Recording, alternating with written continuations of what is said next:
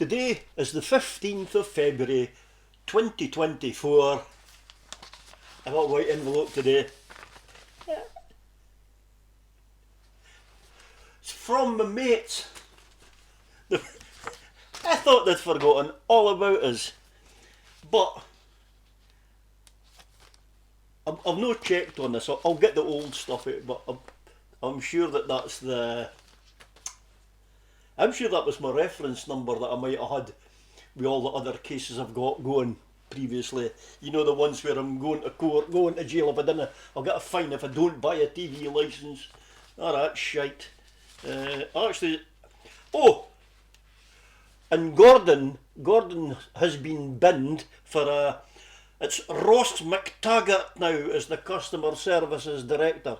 So I'm maybe back to square one on this, but it's quite. I'll hide my address because fucking folk go fucking stupid. Are you showing your address? Tell somebody that gives a fuck. Anyway, I'll bring my microphone a bit closer to this, right? But here's now what they've started off saying is something changed at this address. Please act now. How friendly is that, eh? Well, of course, again, they've just wrote to the legal occupier. It could be anybody. So, I'm not sure who they would take to court for this. Because we all know the court's not interested in these fucking tubes.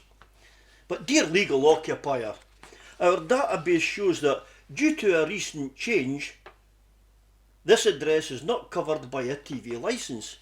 That means it's currently against the law to watch or record live TV programmes on any channel, or to download or watch BBC programmes on iPlayer at this address. This applies to any device that you may use. I already knew that. But then they crack on. What you need to know to avoid further investigation. I'll not even bother reading what they've wrote because I've got my own bit up into that. And my own bit to avoid a further investigation is to do the square root of fuck all, because I don't need a TV licence. I don't even have to act on this. It just shows you that there must be. I want to jump back a bit because the reason I've started off with a date on this video is this is my first letter this year, and for a while, as you know, if you've been following us on Random Therapy, I used to get a letter right at the start of every single month. Now, this one is dated the 7th of February 2024. So, this just came today. So, it's been delivered by Royal Mail. Okay, there is no date indication onto this. These orange lines, this is something that comes off the machinery that it goes through at Royal Mail. That's them that paint that onto there, and they've got a reader that can get the data onto that. But all I've got to go by is that this was written on the 7th of February, okay, 2024, and it took 8 days to get here. So it's not even been sent second class. This is actually from the Royal Snail, not the Royal Mail. Or they posted it as snail mail because it took that fucking long to get here. You know? So what else are they doing?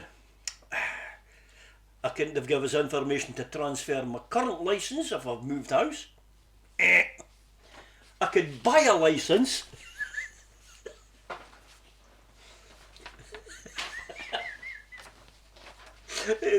They're funnier than me. I could buy a licence for. I can either pay £159 now, or I can spread the cost with a direct debit. I can go to tvl.co.uk, blah blah blah, pay an 0300 number. If a TV licence isn't needed at this address, or if the property isn't currently occupied, please let us know and we'll update our records. Again, people have done this and they've said that they've had no more letters and no more contact. I could understand if it was by law. So as in, for instance, your driving licence, okay? If you move house with your driving licence, by law, you have to tell them your change of address, okay? Your bank, when you move house, you have to change your address, because your cards will become invalid, because when you try and get stuff sent to your old house, sorry, your new house, it won't happen because the card is registered to your previous address. Therefore, anything you go to pay for, not using the previous address, binned. But your TV licence is only a requirement if you watch live TV or record anything or watch anything on BBC iPlayer, to which I don't. So I don't really have to tell them anything. And then again, don't risk breaking the law. I'm not breaking any law because I don't watch the second-hand shite on BBC. I've no intentions of watching the second-hand shite on BBC. And come to that matter, ITV, Channel 4, Channel 5, blah blah blah, I don't even bother watching their shite live because I use catch-up TV. And if you use catch-up TV, you get exactly the same programmes, you're just an hour later. That's it. And to watch something an hour later, or bear in mind, it means that rather than missing a programme, you can come home from your work and a programme that's on, will say, from 6 o'clock to 7 o'clock, and you're a backshop worker, and you don't get into 7:30, okay, that means that by 8 o'clock, that programme will be ready to watch on iPlayer. No iPlayer, sorry, you're not allowed to use iPlayer.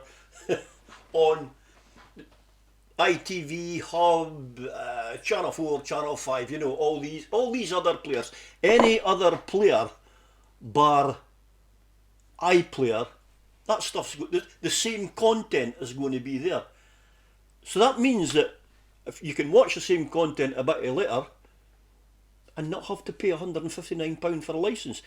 I think this is wrong. Am I not right in saying that it's £165.50 now? I know what, I'm not sure what I'm looking around for because I'm here with all my mates. So, but yeah, it's all in black and white this time. So they've either run out of red ink, but it's definitely not as threatening. It's a nice informative letter. But does that mean now that this shite started coming? Well, let's see now if I get another letter in March telling me that they've already wrote to me and I haven't replied.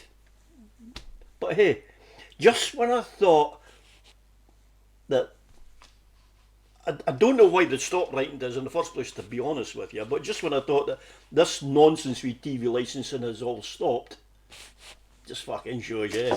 They're still wasting money on this toilet paper, and well, let's just see where this goes. So that's my update. Of there's not really much you can add to this, to be honest with you. You know, I love the fact that everybody watching puts in a bit of a comment as well.